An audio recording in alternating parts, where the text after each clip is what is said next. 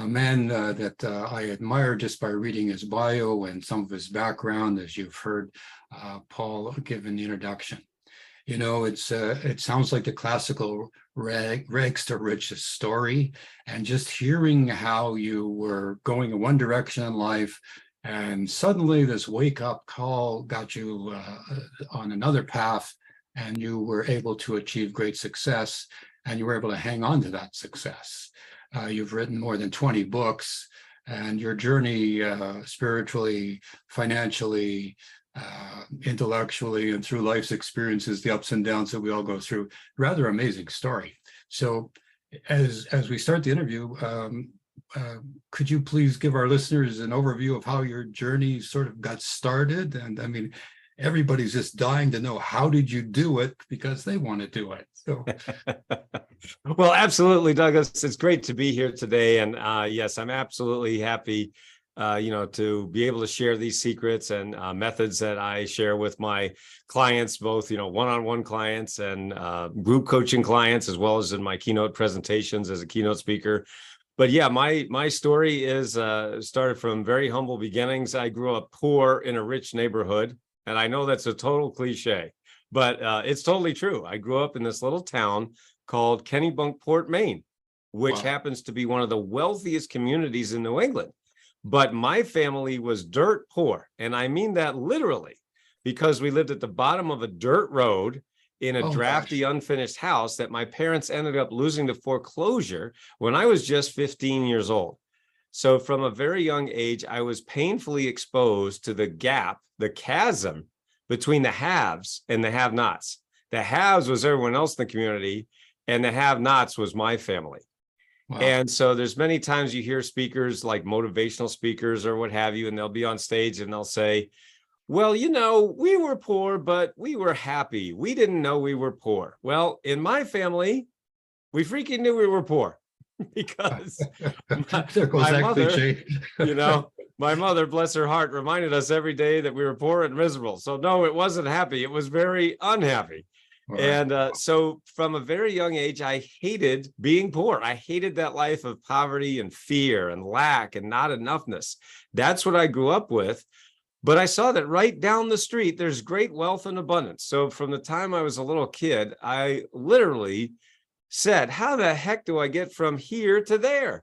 And of course, there was no one to help me. There was no internet back then, and certainly no coaches or mentors who could help me. So I did the only thing that I could think of to do to answer that question, which is I went to the library and I just read every book that I could on self-help. I just immersed myself in the world of personal growth and success and self-help, all of the classics that we all know and love, Dale Carnegie, Napoleon Hill, Stephen Covey, all the classics.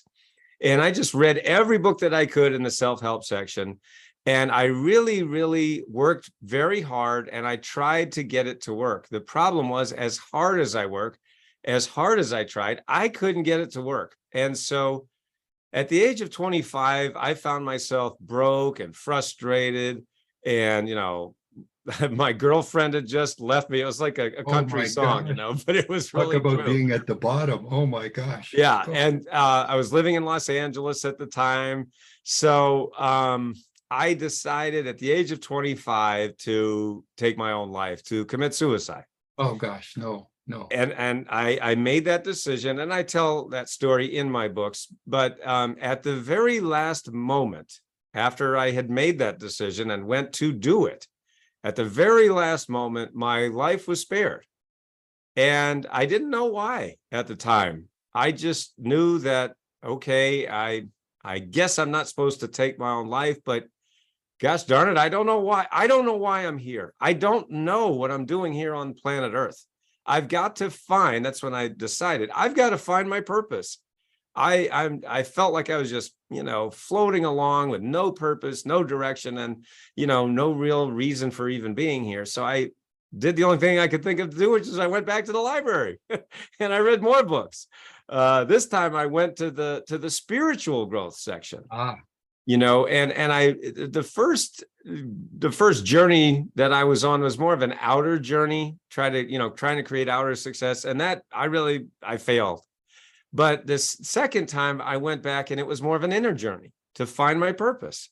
And fast forward many years later, in 1997, I actually had several epiphanies that really enabled me to see what was actually missing in all those books that I'd spent all those years reading. And I knew that I had just stumbled upon something very different, very unique in this world of self-help and personal growth. And I knew that that was my purpose. I finally found my purpose. And so I decided to write my first book based on these nuances, these differences that I had discovered, that I'd stumbled upon. And so I wrote my first book. It was called Permission to Succeed. And then I was actually discovered by Jack Canfield from Chicken Soup for the Soul. And he actually took my book, which was called Permission to Succeed, which was self-published at the time, back in 1998, and he sent it to the Chicken Soup for the Soul publisher. And lo and behold, I got a publishing contract from the Chicken Soup people. They published my first book in 1999, and now more than 20 books later, my books are in over 18 languages all around the world. And we've helped our clients add over $3 billion in new revenues using my methods. That means we've helped people add 6 figures, multiple 6, 7 figures, and even 8 figures, Wow. using my methods. And this has come after most people who hire me to coach them, whether one-on-one or group coaching, after they've already gone to so many of the gurus and all of the, big name guys out there, and yet they're still hitting that income ceiling. They're still stuck. And so they work with me, and I show them and I help them, and then they're able to literally double, triple, or even quadruple their income in a very short amount of time. So really, that's how it all started, and that's how we got here. Well, everybody needs a mentor. Everybody needs a teacher. Everybody needs a pathfinder, somebody that's been down the path. But here you are, or were, back there, ready to check out of this world. Yes. And you had perhaps a divine intervention, let's call it, or some motivation, or some wake up. I like to call wake up, but everybody's divine moments. And then as I'm listening to your story, Noah, I'm listening, wait a minute, he was learning all these steps in an experiential way rather than an esoteric way. And there you were. And the thing that I admire in listening to what you just said now, I've had similar situations in my life, is that you never gave up. You got down to the bottom, that Job on the ash pile kind of story. Yes. And whatever the turnaround was, you went back to the library. And then again, as you continued on, that's when your mentor showed up, and that's when you had this opportunity to publish your book. But you already had the book published. You didn't wait. Yes. You weren't waiting till somebody came along. You did it. You acted. You took action. Yes. I like your comment here in reading your affirmations don't work. Afformations work. I love that. Tell us about that. That's a fantastic cliche or story or comment. Thank you. Well, that was one of the things that I discovered back in 1997, and it turned into this teaching, this training called Afformations. And this is my book from Hay House now, called The Book of Afformations. And I just want folks to realize that, yes, I'm saying a new word, a different word, right, than you're used to. So it's Afformations, Afformations. All right. So you can Google that, and you can just go to afformations.com and learn more about my Afformations method. But so how is it different from the old way? So as a keynote speaker, as I mentioned earlier, I get to speak to groups, teams, organizations, corporations all around the country and around the world, whether live or virtually. And one of the things I like to do in my keynote presentations is I'll play a little game with my audience. And so I'll say, all right, everybody, now we're going to do this fun exercise. Now, I want everybody to say an affirmation, just like the gurus have been teaching us for decades. So everybody say this classic affirmation, and everybody say, I am rich, right? So, and then everybody goes and says, I am rich. And you know what happens next? Everyone starts laughing. Goes through one ear and out the other. Right, exactly. They just start laughing. And so I say, well, Yeah. what are you laughing at? And they say, well, I'm not rich. And then I say, but you just said you were. And they go, yeah, but I don't believe it, Noah. There you See, go. now, isn't that the way that we've been taught, right? We've literally been taught to say these positive statements over and over and over again. And even though most of the time we don't believe it, the gurus say, well, just keep saying it over and over again, and someday you'll believe it someday. And it's like, oh my God, did you know, and this is true, did you know that a scientific study was actually done and showed that 75% of the people that use the old affirmations method, the one we've been taught for decades, 75% actually end up more frustrated than before? Can you believe it? 3 out of 4. So imagine if you had a phone, a smartphone that didn't work 3 out of the 4 times you went to use the phone. There you go. Probably get a new phone, right? I love it. Well, that's what I did. We've tossed to that one for sure. That's right. Well, I invented a new phone. I invented a new phone for the brain, right? More than 25 years ago. So in April 1997, I was actually in the shower when I discovered this. And in my books, you can read that. I call it the shower that changed everything. Wow. Right, because we all have those aha moments in the shower, don't we? You know, or you're in the best bathtub, time. you're in the shower, whatever. That eureka moment, right? This goes back to the ancient Greeks, and so this was my shower moment 26 years ago now, and I realized that we've been taught to change our beliefs with only one way, only one method, which is to change your statements. Now, if that worked, it would be fine. But for millions and millions of us, it didn't work at all. And it never works, no matter how often you do it, how many times you do it. But the gurus just keep telling us, do this one thing. And so I was in the shower, April 1997. I said, why? There's got to be another way, right? This never works. I mean, I've been doing it for years. I've been doing it for years and years and years. I never got anything, and I had all these stickers. I did everything they said. Right? Put these statements, put Post-it notes, and I'm happy, I'm rich, I'm successful. And the truth was, no, I'm not. I'm broke, unhappy, and miserable. Right? So I said, there's got to be a better way. What is it? And so I realized that we're talking about beliefs, right? We're talking about changing your beliefs to change your life, right? That's what millions of us want to do. And so I said, well, what is a belief? A belief is just a thought. Well, what's thought? And the more that I thought about that question, what is human thought? I realized that human thought is the process of asking and searching for answers to questions. True. So I said, wait a second. If human thought is the process of asking and searching for answers to questions, why are we going around making statements that we don't believe? Why don't we just cut out the middleman? And I said, well, what would that look like? Well, let's see. You got the statement or affirmation, I am rich. And your brain goes, yeah, right. So I said, if that's the statement, then what would the question be? And then I said, why am I so rich? Why am I so rich? Now, when you ask that question, what immediately starts to happen in your brain? You start to search for the answer, right? And so I said, wait a minute. This goes back to the law of sowing and reaping. As you sow, so shall you reap. This is an ancient law. It's been taught for centuries. And yet, do you know what we're doing? We're sowing seeds of thought. However, do you know what most people are doing? Sowing lousy thought seeds. Why am I so stupid?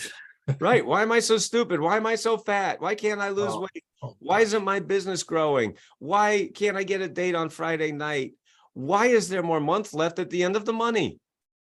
And when you ask lousy questions, you get lousy answers. And that creates a lousy life. So I said, wait a second. What if we flip the whole thing on its head?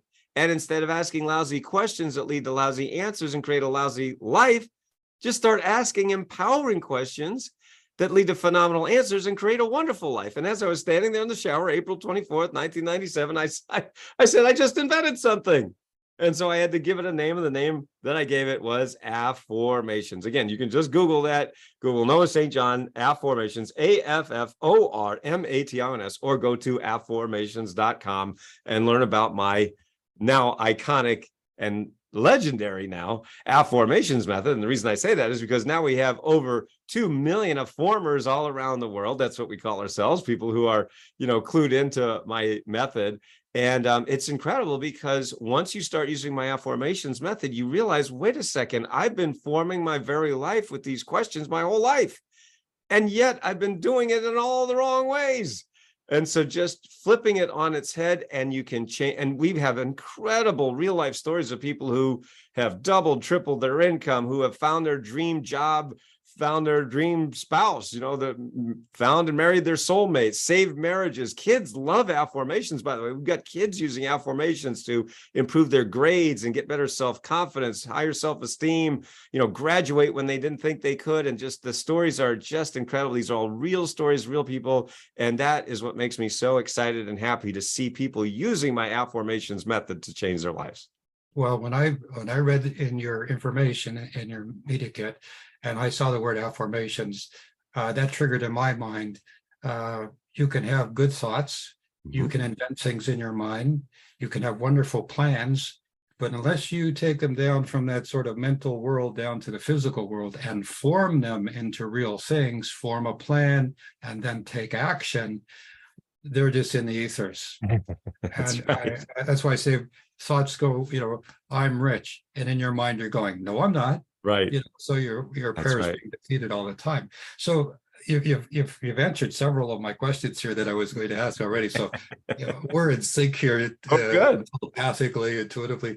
But I have come across people in my life who, and everybody I think who attempts to be successful is willing to take risks, willing to succeed, willing to fail.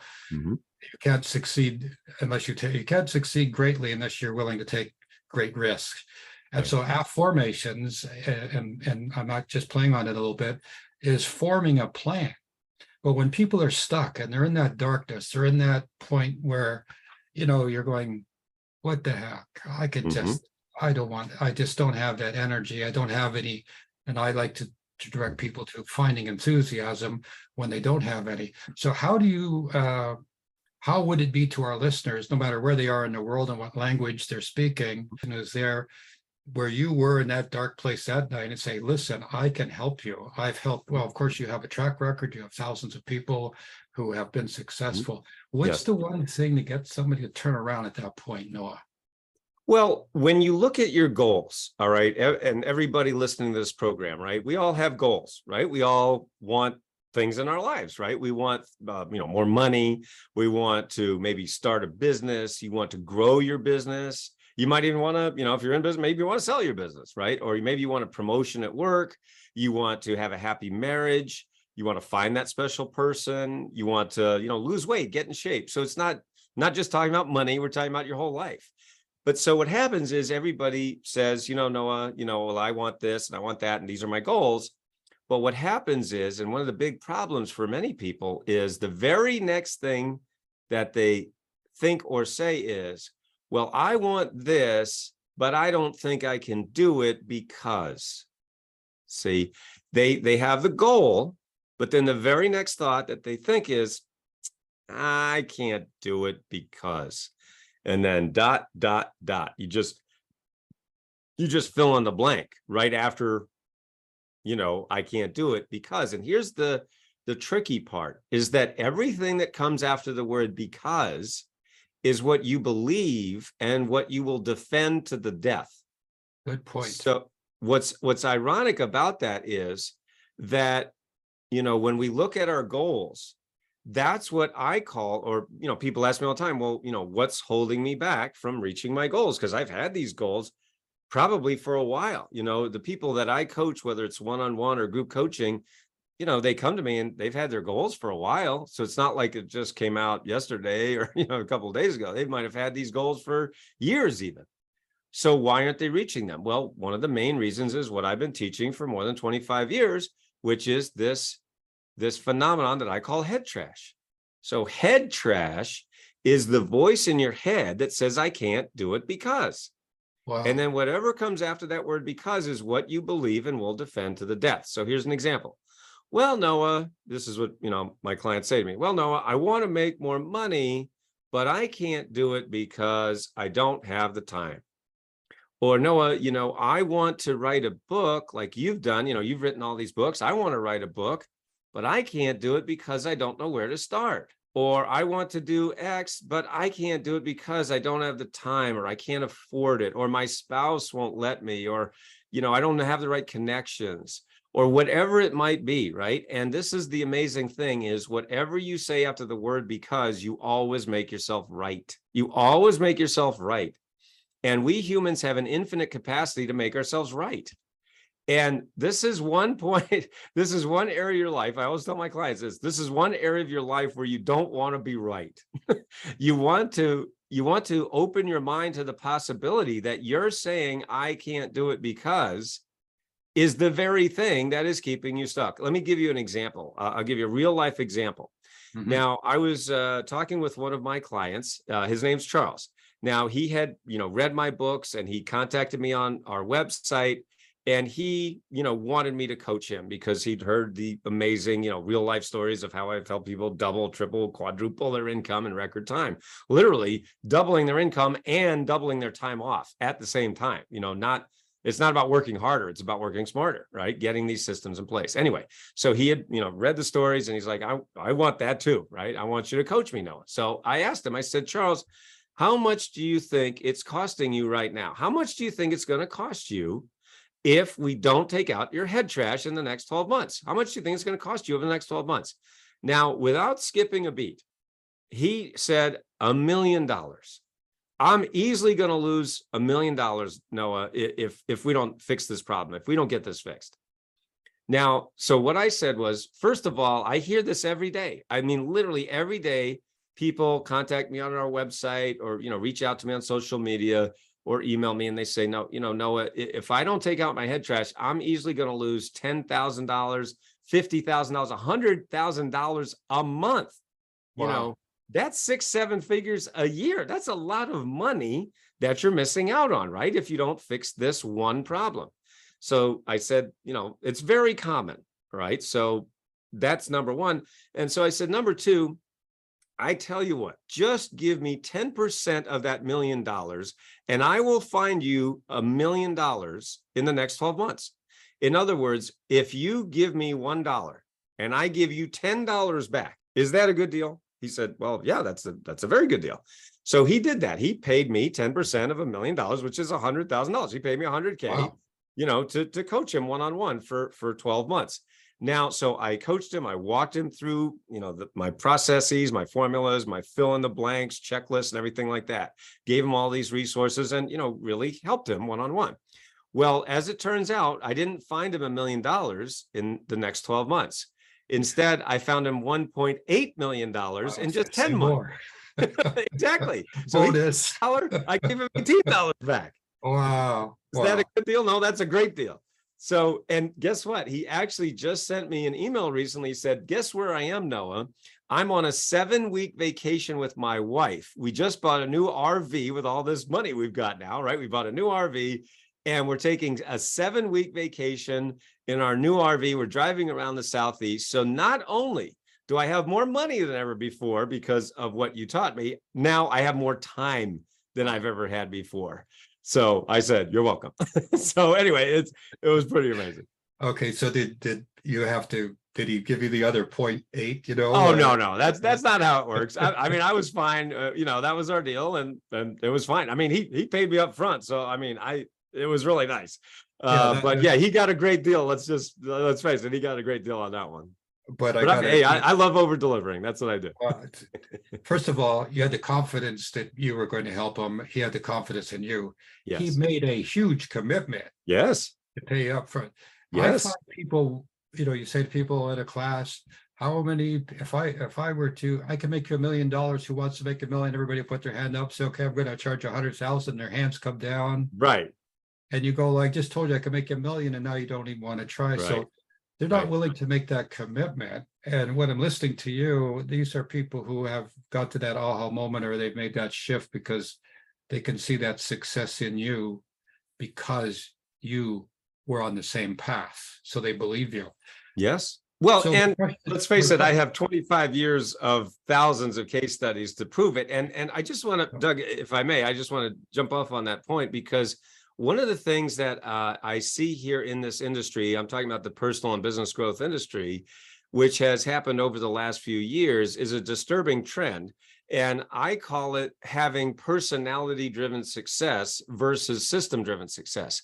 Now, what I mean by that is whenever you go on social media and you see all these gurus, and all they're doing is they're showing, look how cool I am, and here's my boat, and here's my helicopter, and here's my private jet, and aren't I amazing? And yeah, you're amazing, but have you helped anyone else make Yeah. any money, or have you helped anyone else reach their goals? What's in it for me? I can see what's in it for you. You're charging me a big fee. What are you going Right. to do for me? The question Right, you answered exactly. today is, I'm going to do it for you. I love it. Right. And see, that's the difference between personality-driven success and system-driven success. So what I teach that's different is a system. And the reason that it's a system is because it works for anybody. That's why, when you go to my website, whether you go to noahstjohn.com or breakthroughwithnoah.com, that's another of our sites where you can actually see, dozens of these case studies. I'd rather brag about my clients than me, because if I'm only bragging about me, then it's like, well, great, you've made a lot of money. Who cares, right? No, the point is that it's a system. Once you just follow the steps, it's plug and play, fill in the blank, paint by numbers. That means anybody can do it. And that's why the system works. So you don't have to work so hard. Makes perfect sense to me. In my life, I'm 70 plus years old now. I found that people have a lot of good ideas. They're hardworking. They want to succeed. They get past the because part. This is what's holding me back. They kind of deal with that, but they get to that point, and I think you're addressing a little bit. And what you offer them is to help reduce the fear of success. What do you think? Absolutely, and that was what I was facing. When I discovered this, that's why my first book was called Permission to Succeed.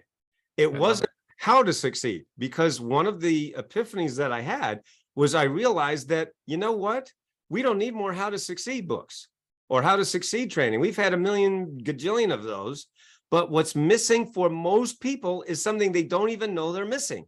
And that is, no one has actually showed them how to give themselves permission to succeed, like to allow yourself to succeed. So that's one thing that makes my coaching different from everybody else, because they're teaching the how-tos, and there's nothing wrong with how-tos. I mean, if you want to do something, you need to know how to do it, right? But here's the problem.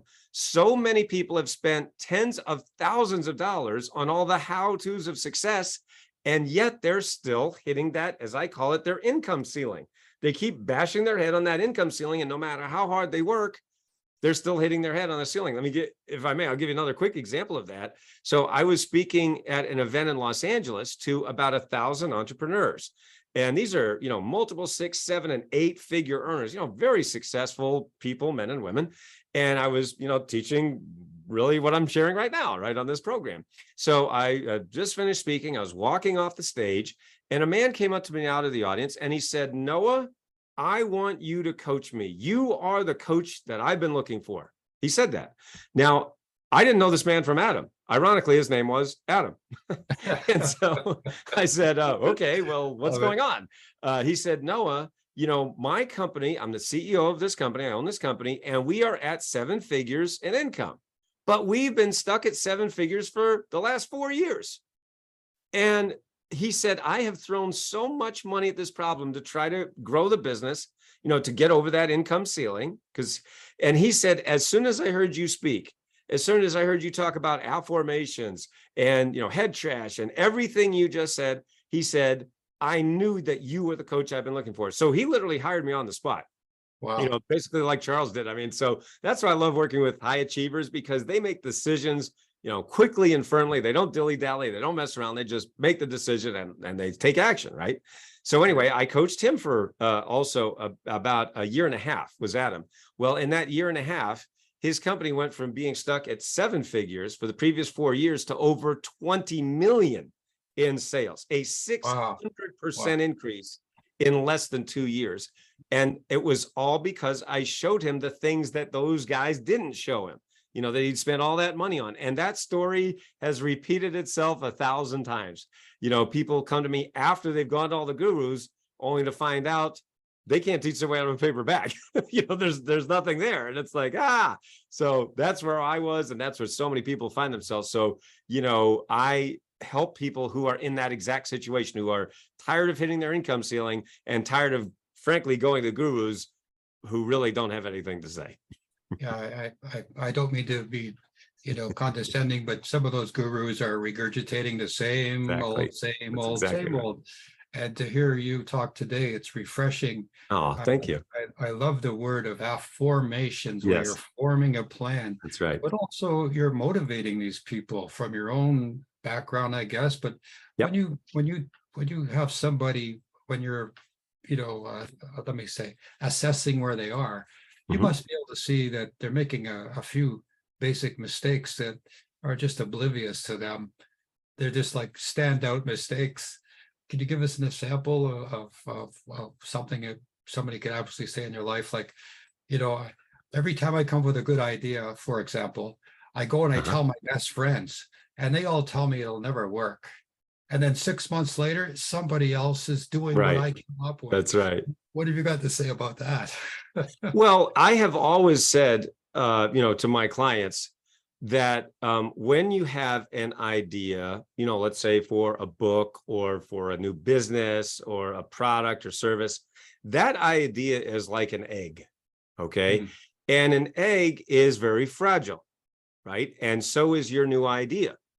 And so you don't want to take your egg and just toss it to anybody, and you don't even know if they're going to be able to catch it, let alone take care of it. So you've got to be very protective of your egg, of your idea. right. Okay. And so the point is, you've got to find a supportive mentor or coach, someone who believes in you, number one. And number two, is willing to offer you honest feedback. Now, in my case, I have 25 years of experience, making every mistake in the book. I've made millions and I've lost millions. So I've made every mistake, and I've got I've got the arrows in my back to prove it. There's Oh, that old saying, pioneers get all the arrows. Well, I've got all the arrows in my back to prove it. And so, I'll give you an example. Now, we have a group coaching program called the 12-week breakthrough, where I help people literally make more in just 12 weeks than they did in the previous 12 months, while wow. actually winning their lives back, winning back 1 to 3 hours per day and 4 to 8 weeks per year. And by the way, you can learn more about that at breakthroughwithnoah.com. And you can learn how I do that at breakthroughwithnoah.com. And actually even schedule a breakthrough consultation with me or one of my coaches there at breakthroughwithnoah.com. Now, one of my clients that I'm working with currently right now, actually, her name's Catherine, and she is an entrepreneur in Pennsylvania. And so she came to me and she was very frustrated because she'd spent all this money on all the gurus. It's the same story we hear every single time. And, she heard me on a program like this, or a friend recommended me to her. She was referred by a friend. And so she joined my 12-week breakthrough. And at first, it was like kind of breaking through the ice, because she'd had a lot of, negative experiences, like most of us. And but she did the homework. She did her work. She followed my instructions and just, kept filling in the blanks and following the checklist. Well, in week 7, right, so 7 weeks, I got an email from her, and it said, guess what, Noah? Using your methods, I just raised over $185,000 in private money in one day. In Wow. one day, I raised $185,000. And she said, now, because you believed in me, now I believe in me for the first time.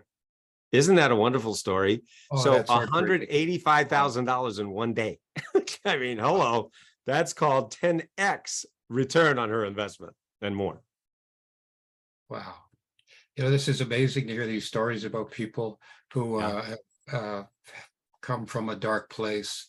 Yes. Arrows in your back, stripes on your back, I would call it. But you know, Yeah, it hurt, man. It hurt. It wasn't any fun, believe me. And I wish it would have gone a lot faster. But yeah. now, I mean, what I always say to my clients is, my pain is your gain. Well, the world's not a nice place.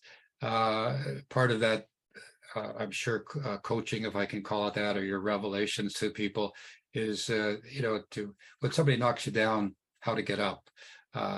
You know, your friends might turn into friendly enemies. You might be betrayed.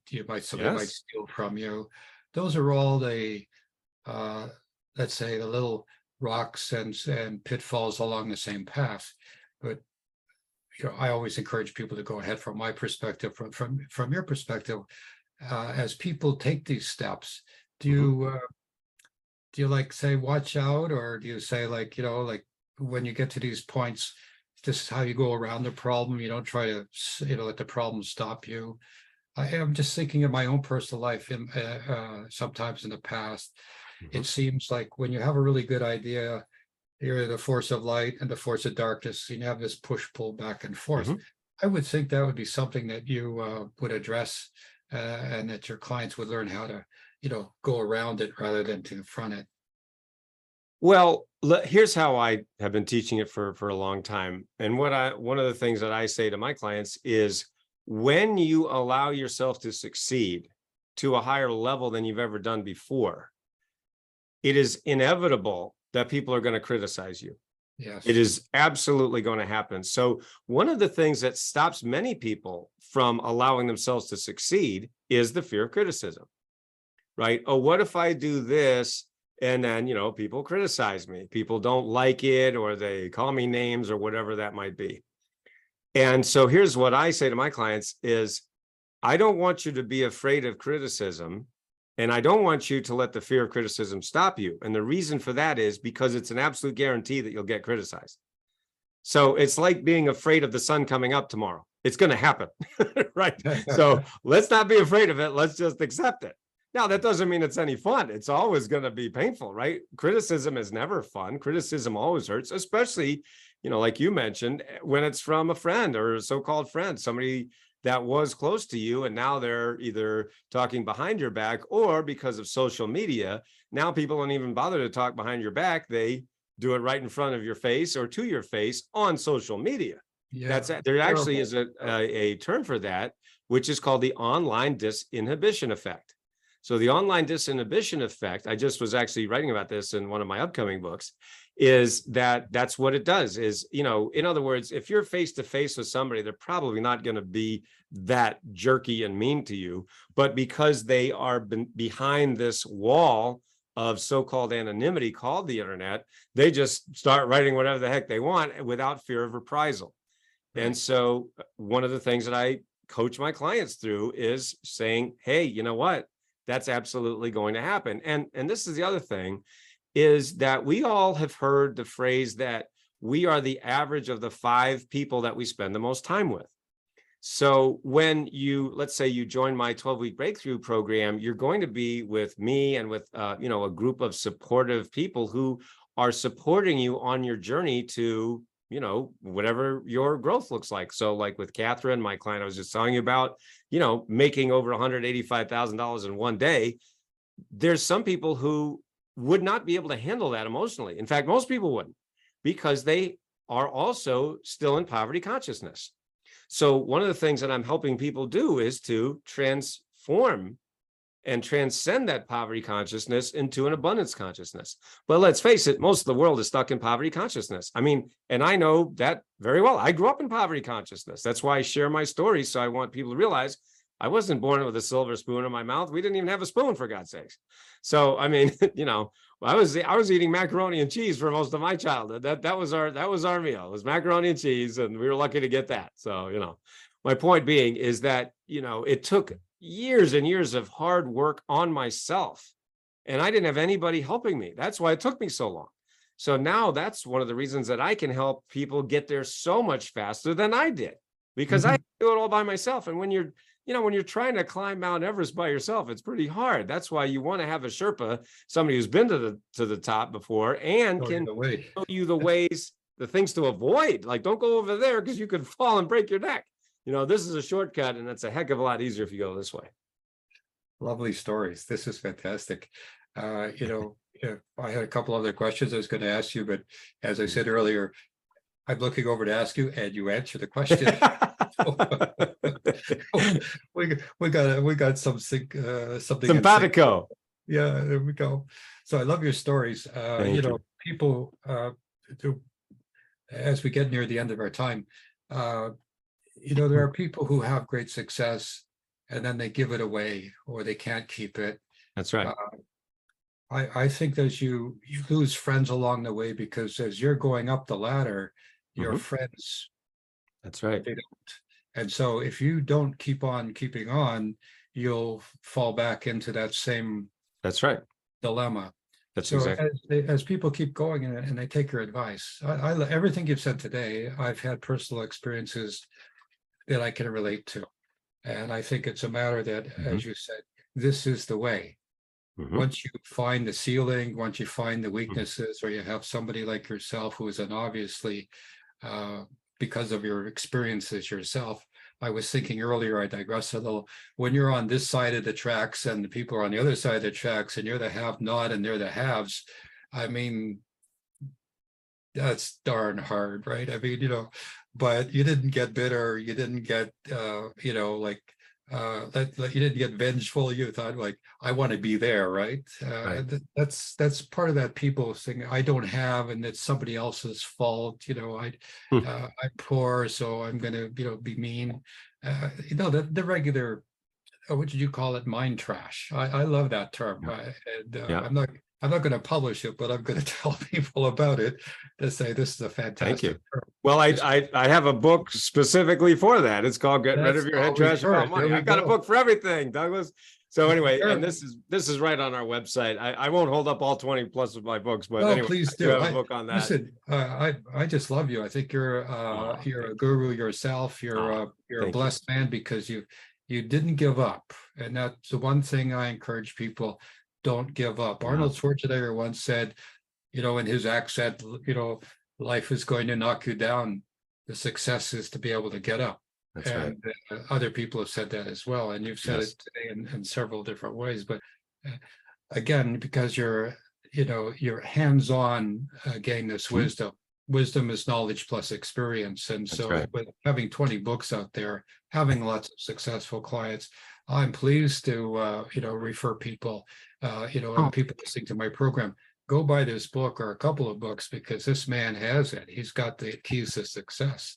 So as we go through this, the last thing is, people who feel they feel guilty about their success. mhm. You have any comments for people who might feel that way? I hope they don't, Oh, because no, this is very common. This is something I've been helping my clients with for over 20 years. It's very, very common. And one of the reasons that I help people double their income and double their time off and literally make more in 12 weeks than they did in the last 12 months while winning their lives back is I help them with their inner game and their outer game. Now, inner game is everything that happens between your ears that you can't see directly, but it affects everything that you do. It affects every aspect of your life. But here's the interesting thing. You can't see a belief. You can only see the effects of a belief. So that's your inner game. And then I also help people with their outer game. And that's all of the things you can see, right? That's the systems, strategies, the offers, funnels, traffic, all of the marketing and sales stuff that everybody spent, or most people have spent, lots and lots of time and money on. But here's the interesting thing is that of that more than $3 billion that I've helped my clients make over the last 20 plus years, 95% of it came when I taught them their inner game, when I helped them master their inner game. So yes, you have to do both. You have to do the inner game and the outer game, because what happens is if you only do the inner game without the outer game, you're going to be what I call a highly evolved broke person. You're gonna be like I emotionally love evolved it. and everything, but you don't have any money, right? But if you only do the outer game without the inner game, then you're going to be either, let's say you made a lot of money, you're going to sabotage it because nobody taught you how to master your inner game. Okay, so a great example of that would be Chris Farley, right? I'm sure most of us remember the wonderful comedian Chris Farley back in the 90s. And just like before him, John Belushi, right? So they both sadly died at the exact same age 33. Now, both Right. of them, were enormously successful, rich and famous, but they were both dead at the age of 33. How about Elvis Presley? Same exact thing. So I can go on and on. I mean, we can all think of, dozens of examples like that. But the reason that happens, the very reason, is the thing that I fixed 25 years ago. And that's your inner game. So, for the folks listening who are saying, well, I'm not rich and famous. Well, that's fine. I mean, it doesn't matter. The point is, everybody, I believe, knows when they're stuck. Everybody knows when they're hitting their income ceiling. You might be hitting your income ceiling, at six figures or multiple six figures or even seven figures, like Adam that I talked about earlier. I mean, his income ceiling was seven figures. So it doesn't really matter how much money or you're making or not making right now. You know when you're stuck and when you're not reaching your capabilities. And so that's what I fixed 25 years ago. And that's what I, now continue to help my clients with and fix every single day, using my inner game and outer game system. So you have to do both.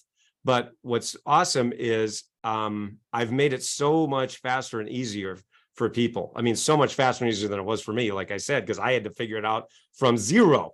And that's why it took me way too long, much, much longer than I would have liked. But now I'm able to pass that on to my clients, and they're able to get that hockey stick growth in record amounts of time.